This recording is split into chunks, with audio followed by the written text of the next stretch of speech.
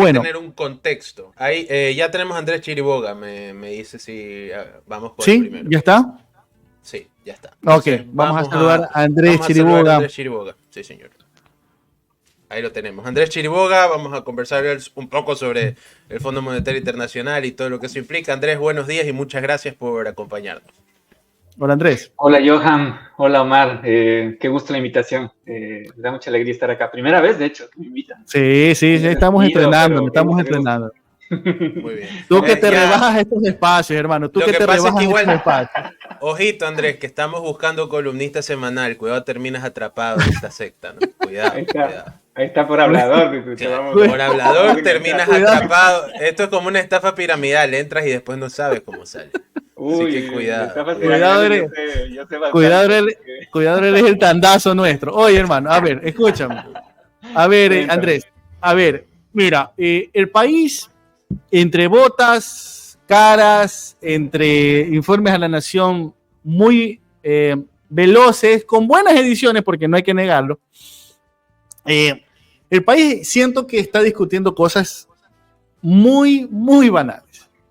Y estamos a puertas de algo que va a marcar el futuro de este país, por lo menos en los próximos 5 a 10 años, que es una nueva firma de un crédito del Fondo Monetario Internacional. Ya vimos lo que nos pasó en el 2019, si mal no recuerdo, cuando fue Moreno con Richard Martínez los que llevaron adelante la firma en ese momento de un acuerdo con el fondo. Yo sé que es muy difícil lo que te voy a consultar porque creo que está bajo llave, pero ¿qué es lo que se conoce de este acuerdo con el Fondo Monetario, Andrés? Perfecto. Creo que es bien importante lo que planteas. Una cosita antes de arrancar. Dos, de hecho, que quería decirles. Bueno, un acuerdo en 2019, ¿no es cierto? Marzo 2019 es el primero grande de 1.300 millones y hubo uno en septiembre de 2020 de 6.000 millones. Y es un tema bien importante porque además los pagos grandes de estos dos acuerdos se vienen a partir del próximo año, ¿cierto? 2025, 2026 y 2027 son años en que el Ecuador va a tener que pagar un montón de plata, de deuda externa en general, pero sobre todo porque se viene lo que se llaman los vencimientos de los acuerdos que ya firmaron Moreno y Lasso. Entonces esa es una primera aclaración. Luego, una cosa importante que me decías, es importante hablar de deuda, me parece, con la gente, y de ver dos cosas. ¿Por qué es importante hablar de deuda? Porque a ratos parecería que es una cosa que gestiona el gobierno, es una cosa medio monumental, monstruosa, que da medio miedo, pero la gente no se mete mucho ahí. Y hay dos cosas que me parece que son importantes sobre el tema de deuda. Uno, hay que entender la vaina histórica, o sea, por qué es importante en la historia hablar de deuda. Y eso nos remite a los países como el Ecuador, países en Latinoamérica y África, al momento en que nuestros países se independizaron, ¿no es cierto? Nosotros de España, otros países de Francia, de Inglaterra, etcétera, que la herramienta de la deuda, ¿cierto? Uno diría, bueno, pides plata para hacer cosas del Estado, para hacer inversión, y eso parece simple, pero en realidad el instrumento de la deuda, tal y como lo conocemos, se inventaron los países que antes eran colonizadores, ¿no es cierto? España, Francia, Inglaterra, etcétera. Luego saltaron a la cancha otros países como los Estados Unidos y otras instituciones como el Banco Mundial, el Fondo Monetario Internacional, para entrar en un segundo momento de la colonización de los países. Es decir, utilizaban la deuda no para prestar plata de manera chévere, benévola, etcétera, sino para, como ya veían que los países iban a independizar, tenían que inventarse otro mecanismo para agarrarles del cuello a los países. Y eso básicamente fue la deuda. Ya voy a entrar en Ecuador, pero quiero a la gente compartirle el dato más patético en tema de endeudamiento, que es el caso de Haití, ¿cierto? Haití en Latinoamérica fue el primero que se independizó. Yo sé, en Ecuador hay el primer grito de la independencia, etcétera, pero el primer país que se independizó en 1804 fue Haití, de Francia. Yo vivo en Francia ahorita, estas cosas no les gusta oír a los franceses. Pero en esa época, ¿cierto? Cuando Francia vio que los haitianos ya se iban a independizar, se les ocurrió que la manera de prolongar el control que tenían sobre Haití era endeudarse. Entonces dijeron, chévere, bueno, se independizan, pero tienes que pagarme por tu independencia. Además, ya te gastaste en armas, en recursos, etcétera, vas a tener que pagar. Y los franceses, pilas, les prestaron un montón de plata. ¿No es cierto? Básicamente les obligaron a los haitianos. Lo que era en esa época, más o menos 19.000 millones de dólares. Perdón, 19.000 millones, me estoy confundiendo. Era un 19.000 millones de dólares, es el PIB actual, digamos, es el tamaño de la economía actual de Haití. De Haití. De Haití, ¿no es cierto? Actualmente. Lo que les prestaron es el valor correspondiente a 34.000 millones de dólares. O sea, lo que les prestaron en el año 1804 ya era más de lo que la economía haitiana es actualmente. Y si hacemos algo cálculos... increíble. Increíble. Y verán, y la deuda histórica, digamos, no estoy hablando ni del FMI ni de los nuevos préstamos, solo la deuda que los franceses les prestaron a los haitianos en el año de 1804, actualmente tiene un valor presente de 1.5 trillones de dólares. Ese dato lo había escuchado. Lo había escuchado, me parece increíble y delirante. Es brutal, ¿no es cierto? Entonces, el tamaño de la economía haitiana actual es 19.000 millones de dólares. Le deben a Francia históricamente 1.5 trillones de dólares. Entonces, básicamente están fregados. O sea, no claro, y es una técnica, esa técnica francesa la utilizaron los británicos también, ¿no? Eso de les doy independencia, pero con deuda. O sea, tienen que pagarme por su independencia. Tienes que pagarme, claro. Y en el caso, por ejemplo, de las guerras de independencia de las ex colonias españolas, claro, entraron los ingleses que tenían broncas con los españoles. Entonces, no siempre es el mismo colonizador que te presta, sino entra un nuevo colonizador. No, pues, y ahora ya, digamos, los países pasaron un segundo plano. Los colonizadores ahora son los bancos y los fondos monetarios y los... Claro, tienes bancos privados, exactamente. Entonces, por ejemplo, ya hablando del Fondo Monetario Internacional, digamos, quien tiene el músculo ahí, quien tiene agarrado el control del Fondo Monetario Internacional, son los Estados Unidos. Entonces, una cosa que es importante entender es que este es un mecanismo que está insertado en la historia, ¿cierto? Esto se inventaron los países del norte para agarrarlos a nuestros países del cuello y que nuestros países se queden haciendo tres cosas, básicamente. Uno, dando mano de obra barata, ¿no es cierto? Antes era gratis, porque antes tenían incluso esclavos. Esclavos, claro. Mano de obra barata. O como le dirían ahora, ¿cómo es? Empleo no remunerado. Claro. Por eso el tema de la precarización del trabajo no es un tema menor y por eso es parte de la agenda del Fondo Monetario de los Estados Unidos, etcétera, ¿no es cierto? O sea, bueno, ya, digamos, se acabó el esclavismo, digamos, formalmente ya no podemos, pero hay que tener al menos empleo barato, uno. Dos, materias primas, ¿no es cierto? Que sigan exportando petróleo, que sigan exportando banano, camarón, y nosotros nos encargamos de la parte de hacer eso, productos industriales.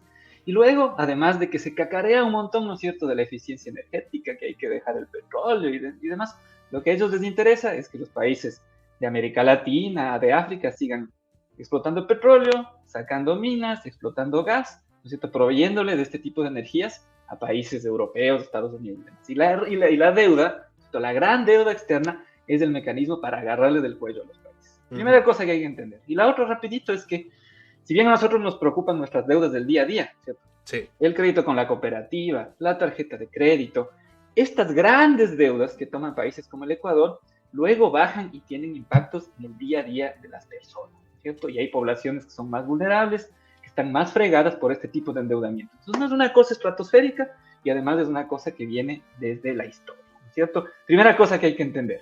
Luego, Omar, me decías, ¿qué sabemos? Sabemos muy poco, ¿no? Y este es un gobierno que se caracteriza por la comunicación, el show, ustedes vienen hablando todo el programa de eso, lo estaba escuchando antes, pero también de poquísima transparencia, ¿cierto? Entonces, no sabemos muy poco todavía, pero algunas interpretaciones se pueden hacer echando mano un poco de esta tendencia, ¿no es cierto? ¿Qué es lo que viene proponiendo el Fondo Monetario Internacional y coordinando con los gobiernos desde el 2017? Entonces, algunas pistas podemos tener.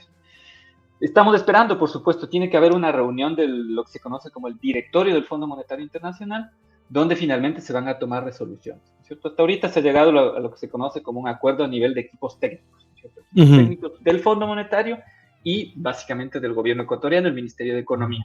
Van a ser 4.000 millones de lo que se conoce como un programa de servicio ampliado. Hay dos tipos de préstamos del Fondo Monetario Internacional, unos de cortito plazo, ¿no es cierto?, que usualmente vienen sin condiciones, ¿no es cierto? Son préstamos emergentes. Por ejemplo, cuando hubo el terremoto en Manabí Esmeraldas en 2016, el Fondo Monetario Internacional le prestó 350 millones de Ecuador sin condiciones.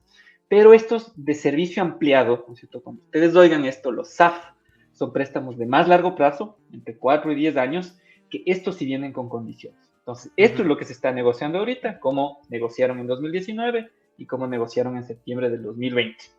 Pendiente, como les digo, a ser tratado del directorio. Justo antes de que tenga la conversación ahorita con ustedes, chequeé la agenda del Fondo Monetario Internacional, del directorio, y no hay nada sobre Ecuador todavía. Hay unas cosas sobre Luxemburgo, sobre Bulgaria. Ecuador no está todavía en la agenda. ¿Qué es lo que dice el Fondo Monetario Internacional? ¿Cierto? Hay una vocera que siempre sale a dar unas ruedas de prensa y demás. Le preguntaron sobre Ecuador, pues dicen, el acuerdo a nivel de equipos técnicos, Ecuador está haciendo los deberes bien, ¿no es cierto? Ya subieron el IVA, que es una cosa que nos interesa, pero hay algunos temas todavía que a Ecuador le toca todavía trabajar. Entonces eso nos hace sospechar de que van a haber condiciones, es decir, que no van a haber. O sea, a ver, Andrés, yo suponía que la eliminación de los subsidios a los combustibles iba a estar ligado al desembolso ya de la plata. Entonces, según lo que tú me estás diciendo, es un requisito previo, ni siquiera es que eliminando los subsidios nos van a dar la plata. A ver, hay las dos cosas, ¿no? O sea, en un primer lugar, ellos analizan lo que ya hiciste, ¿no es cierto? Entonces, el Fondo Monetario Internacional dice, subida del IVA, chévere, ¿no es cierto? Eso les viabiliza a que empecemos a conversar, ya tenemos un acuerdo a nivel de equipos técnicos. Eso para sentarnos.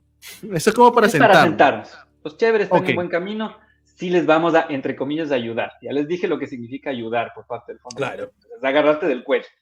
Pero por otro lado, si leemos finamente las declaraciones en este caso es una vocera, digamos, hacen una rueda de prensa, ¿no? Es como la representante, más o menos como si fuera la secretaria de comunicación del fondo.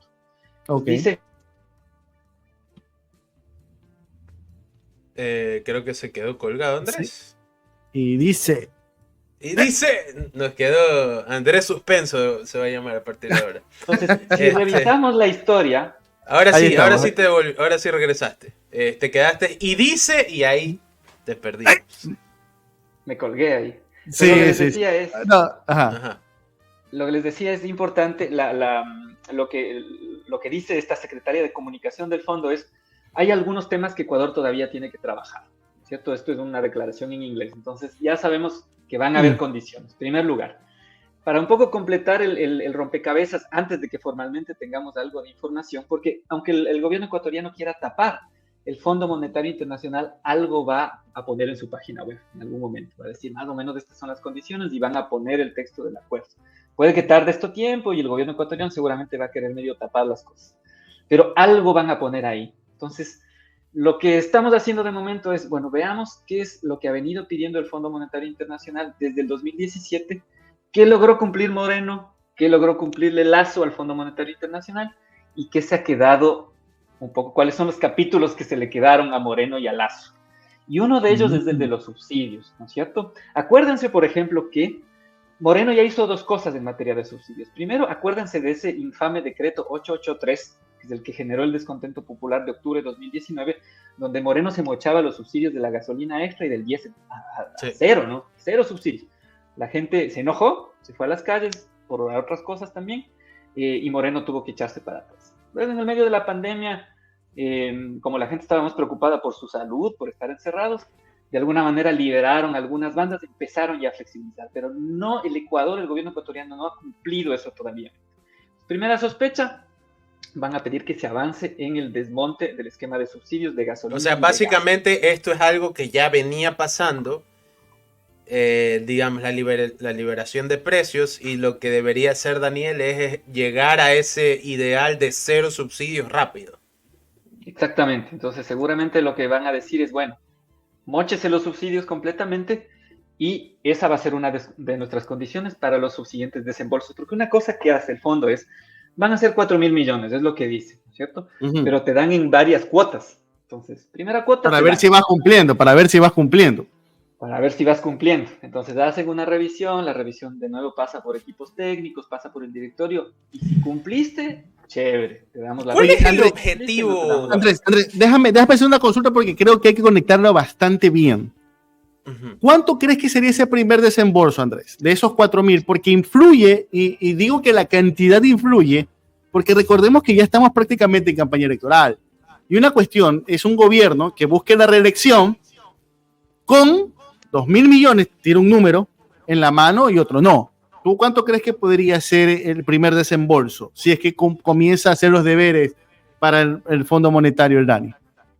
Estas son cosas que son parte de la negociación, efectivamente.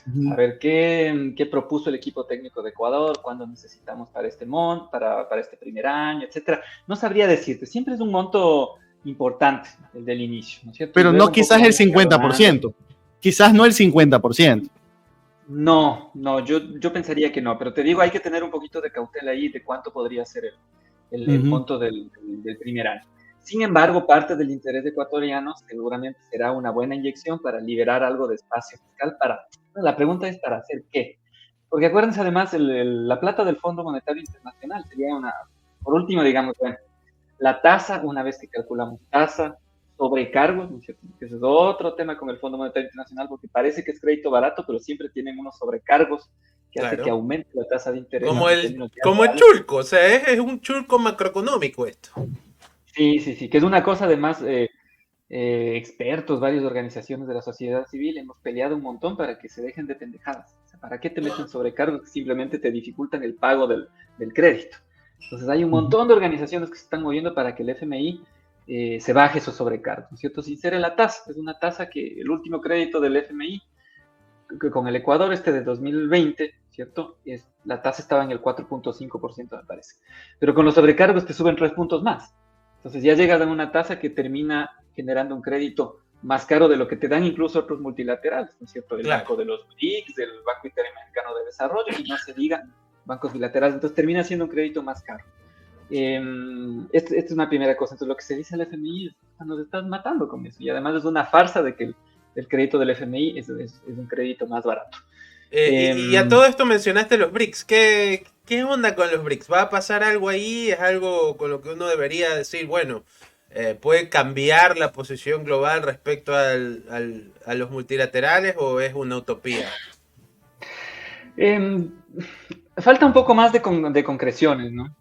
Para ver qué es lo que quiere entrar a disputar ahí los BRICS, pero me parece que hay una intención fuerte de entrar ahí a disputar, uno, a los organismos tradicionales, ¿no es cierto? Al FMI, al Banco Mundial, y además hay una disputa, ¿no es cierto?, con las monedas que estos países representan, ¿no es cierto? Brasil, India, China, con respecto a competirle al dólar norteamericano. Exacto, eso te iba a decir. Por ejemplo, creo que África dijo que ya no iba a utilizar el dólar para intercambios entre países, ¿no?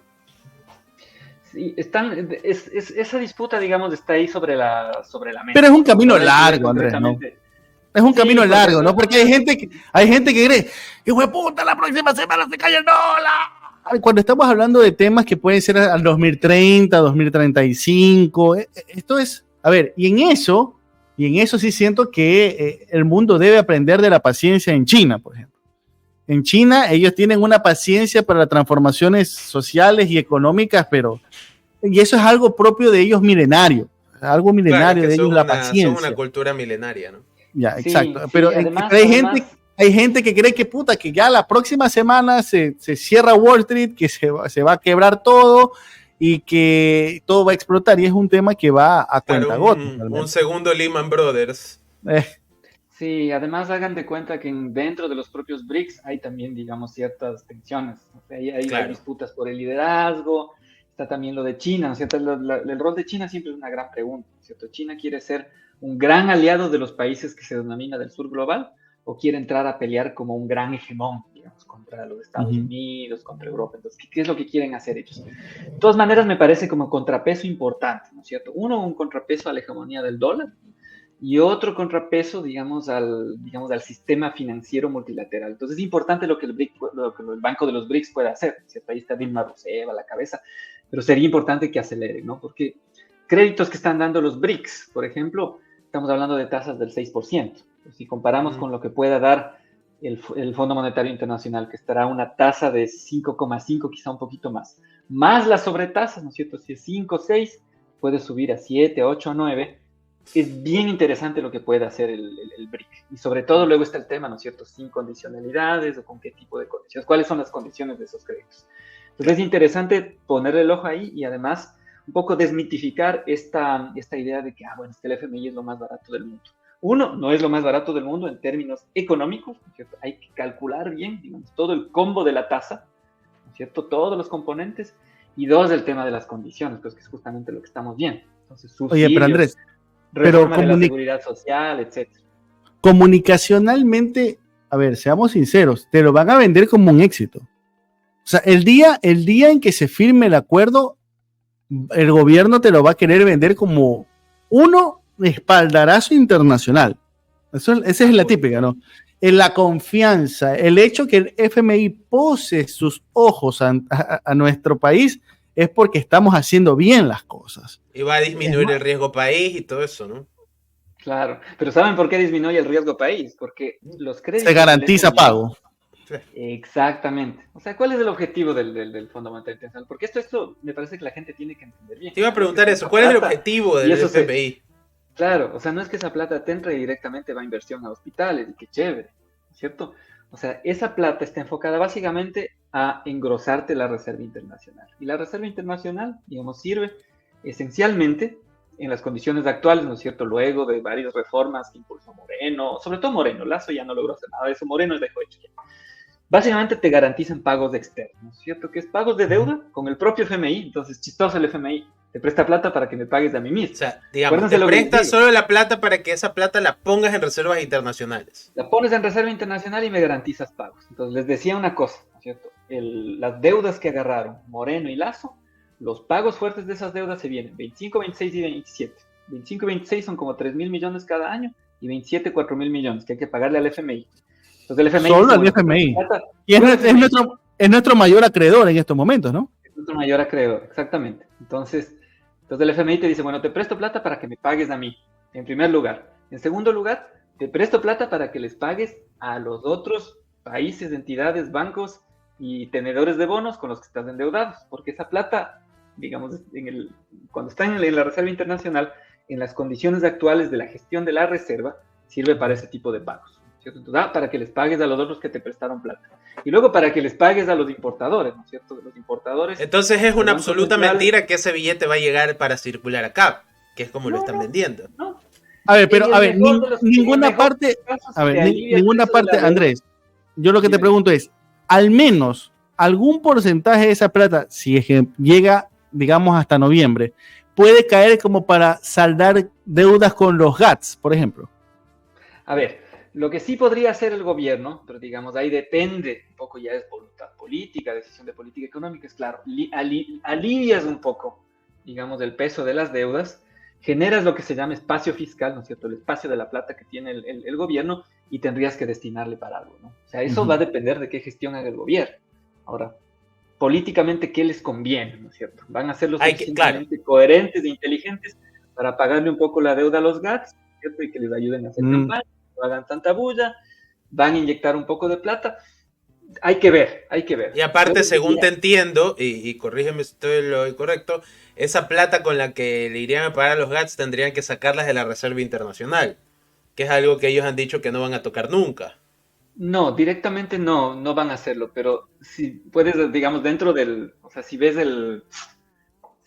la gestión de las platas del gobierno de manera integral, digamos, si alivias peso en un lado, puedes utilizar plata a otro lado. Okay. Pero hay que ver efectivamente si es que eso es lo que quieren hacer. Ahora, teniendo en cuenta las restricciones que les pone el FMI, porque el FMI sí te dice, verás, me dice, esto es para pagos externos, básicamente. Pago de deuda y pago de importadores, que es la otra cosa que se había dicho. Y además tienes que mostrarme, ¿no es cierto?, con indicadores que estás haciendo eso. No te vayas a llevar para otro lado. Pues ya tienes un candado por el lado del FMI. Y luego el FMI, un poco para lavarse la cara, siempre en el acuerdo ponen, digamos, unos mínimos de platas que tienen que cubrir inversión social en salud y educación, ¿cierto? Desde el 2019 están haciendo eso porque si no, ya es vergonzoso. Pero en estudios que se han hecho en varios países se muestra que los gobiernos sistemáticamente incumplen eso. Entonces, les vale huevo la inversión en salud y educación y toda la plata va para pago de deuda. Y el rato que el FMI, ¿no es cierto?, con su equipo técnico y con su directorio revisan los avances, los indicadores sociales están en el carajo. Pero ahí no dicen nada, ¿no es cierto? Ahí, bueno, pero ok, ya hizo sus reformas, ya le pagó pago aquí, pago acá, cumplió con sus pagos de deuda, todo bien. Si los indicadores de educación y salud no están tan buenos, bueno, no importa, ya, aprobado el siguiente pago. Así funciona el FMI. El FMI, por último, debería decir, ok, si sus indicadores de inversión en salud y educación están malos, no te pongo la plata.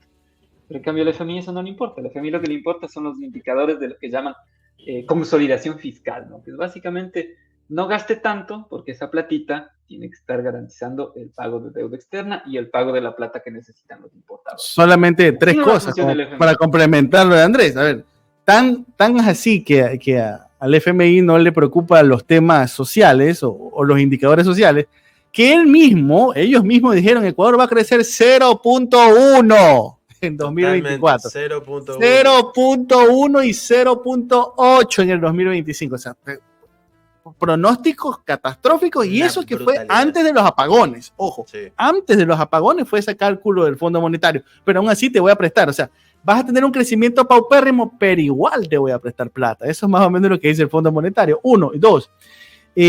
Aquí alguien, a ver, con respecto al tema político, jodido es que yo no lo veo a Noboa dándole plata, por ejemplo, a una Paula Pavón, dándole plata a un Aquiles Álvarez, dándole plata a una Marcela Guiñaga, dándole plata a Leonardo Rolando o a JJ Lloret, porque son autoridades del partido político con el cual me voy a enfrentar en el 2025, y yo no les puedo permitir que ellos hagan una buena gestión, y menos aún en el periodo preelectoral.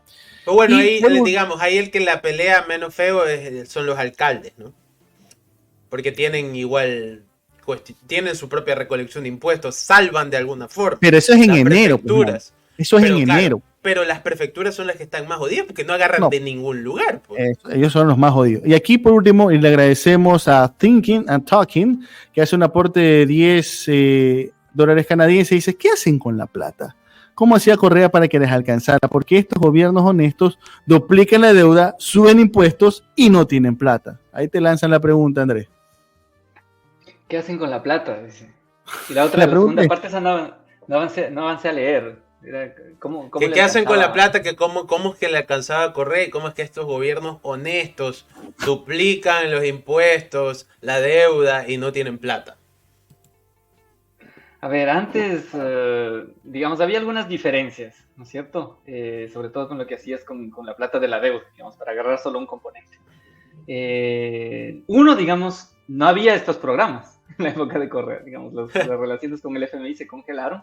Había otro tipo de endeudamiento con multilaterales, bilateral, pero por ejemplo con los multilaterales estaba destinado directamente a financiamiento de obras. Entonces, a pesar de que el FMI se ensañaba en bloquearte créditos como el Banco Interamericano de Desarrollo, etcétera, digamos, ese tipo de créditos sí había, que se destinaban directamente a financiamiento de inversión. 1. 2, había una gestión más proactiva de la reserva de recursos del Banco Central, ¿no es cierto? Esa idea de que se agarraban la plata de la reserva para poner acá, no sé qué, es una discusión que se ha ensuciado muchísimo, y los economistas han contribuido mucho a ensuciarla. Pero el Banco Central sí tenía una política más proactiva de inyectar recursos, de inyectar liquidez a la economía, que hacen todos los países del mundo, ¿cierto? Eso ustedes ven lo que hacen los gringos todo el tiempo, allá le llaman el quantitative easing. Claro, los gringos lo que hacen es le meten plata a los bancos privados. Claro. ¿Cierto? El gobierno ecuatoriano. Salvataje cada 2 meses. Salvataje, exactamente, ¿no es cierto? De grandes corporaciones, salvataje de bancos. Entonces, lo que sí hace todos los países del mundo es inyectarle dinero a la economía, a la propia caja fiscal, ¿no es cierto? Que pague salarios, etcétera. Entonces, es política normal que se puede hacer, que es para meterle plata a la economía y además para, en materia de gestión de deuda, ponerte en mejores condiciones de negociación. O sea, no es que el gobierno de Correa, ya que ustedes preguntan sobre el gobierno de Correa o la persona que nos lanza la pregunta, es como que no tenía, o sea, sí, con el FMI no había, digamos, pero con otros bancos había con Wall Street, digamos, pero cuando tú tienes posibilidad de tener tus propias herramientas, mira, yo tengo mi plata que lo utilizo localmente, tú cuando vas a Wall Street, digamos, para ponerlo en términos ahí medio sencillos, o cuando te vas a Washington a reunir con el Fondo Monetario Internacional, tú negocias. Le dices, verás, Cholito, primero, no quiero tantas condiciones, ¿no es cierto? 1. 2, quiero que me mejores la tasa. O sea, no me cobres 8%, cóbrame 5%. Entonces, claro, el de Wall Street o el Fondo Monetario Internacional, ellos jalan el agua para su molino. Y te dicen, no, yo quiero cobrarte caro y meterte condiciones. Pero cuando pueden meterte esas condiciones es cuando vos no tienes otra alternativa. Cuando tú llegas y tú dices, mira, yo tengo una platita que estoy haciendo funcionar aquí en la economía, y el banquero de Wall Street y el banquero de Washington te dicen, ya, bueno, ya te presto un poquito menos, porque sí me interesa de todas maneras meter plata. Y vos entras en mejores condiciones de negociación. Entonces, una cosa inteligente que se hacía antes en materia de negociación de deuda era tener herramientas internas. No solo para meterle plata a la economía, que era el efecto directo, o sea, pagabas sueldos, metías plata, circulaba el recurso, sino te ponía en mejores condiciones de negociación afuera. Porque vos cuando vas yuchito, sin camiseta, sin calzoncillo, ya toca solo rogar. Ahí te meten tasa alta, te meten condiciones, claro, obvio, te meten aprovecharse del desposido. O sea, tal cual el chulco, ¿no? El chulco también se aprovecha de la persona que menos tiene porque le conviene mantenerte endeudado. Exactamente. Entonces, esa era una gestión más inteligente de la deuda externa, que son cosas, amigos, amigas que nos escuchan. Incluso lo reconoce el propio FMI. Una cosa que yo insisto mucho en estas conversaciones es, si nos ponemos a revisar incluso las cosas que redactan los propios equipos técnicos del FMI, hay muchos informes donde dicen eso. Hay uno que a mí me encanta citar, incluso yo les invito a las personas que no quieran quedarse solo con esta conversación, más todo el mundo tiene acceso a internet y demás. Verán, hay una publicación del FMI que está ya traducida al español hace años, se llama Neoliberalismo, un espejismo, así con signo de interrogación. Es una publicación del propio FMI, donde el FMI dice algunas cosas interesantes. Dicen, verán, en nuestros programas en Latinoamérica, los efectos que han habido es que ha aumentado la desigualdad. 2, el FMI diciendo esto mismo, no hay evidencias que haya habido impacto positivo en el crecimiento económico. Es decir, si es que por ahí algún país en algún momento creció, Chile, Perú, no sé si han escuchado en algunos momentos estos casos exitosos y demás, no hay relación económica entre lo que hizo el Fondo Monetario Internacional y esas experiencias. Y luego, una cosa que dice el propio FMI, digamos, los pensadores, los economistas del FMI, es que los gobiernos que manejan mejor su endeudamiento, o sea, los que tienen deuda pero que la manejan bien, son los que tienen más margen de maniobra fiscal, no menos. O sea, entonces, pero es de locos lo que pide el FMI, porque en cambio el FMI, sus expertos dicen esto, pero lo que te piden en sus condiciones es que tengas menos margen. No gastes acá, no gastes acá, sube el impuesto a toda la gente, paga deuda, entonces te dejan básicamente sin poder hacer nada, cuando sus expertos, ¿no es cierto? Y les insisto, Neoliberalismo, un espejismo, es una publicación desde 2016, el propio Fondo Monetario Internacional reconoce sus errores, pero es cosa de locos, ¿no? Luego el directorio, la directora ejecutiva recomiendan exactamente lo contrario, que ha sido probado ya en todo lado. No hay un solo país que haya tenido reducción de desigualdad, crecimiento económico, empleo, mejor sistema de salud, mientras ha tenido un programa del Fondo Monetario Internacional vigente. Gracias, Andrés, por estar con nosotros. Le agradecemos, en cambio, a nuestro propio Fondo Monetario Internacional, a Isaac Galarza, por su aporte de 49,99. Gracias, Isaac, por ser nuestro multilateral. Te agradecemos, querido Isaac. Y a gracias sin condiciones, espero. Sin condiciones. Hasta ahora. La única condición es que sigan hablando y sigan comunicando. Exacto, sí. Te agradecemos, querido Isaac. Gracias a Andrés, estaremos muy pendientes. Hoy va el ministro de Finanzas a la Asamblea, o esta semana creo que, no sé si mañana, era hoy, mañana. Mañana tiene que ir el ministro de Finanzas a explicar, sobre todo, más que hablar específicamente del Fondo Monetario, creo que es sobre este tema del acuerdo del ministerio que quería como que poner un velo de secretismo sobre muchas de estas medidas. Veremos qué es lo que ocurre. Te agradecemos, Andrés, por estar con nosotros. Vamos a ver qué dice. Muchísimas gracias a ustedes por la invitación. Gracias, Andrés. Cuídate mucho. Un abrazo. Estaremos en contacto. Bueno, a ver, gracias a todos los que han estado conectados.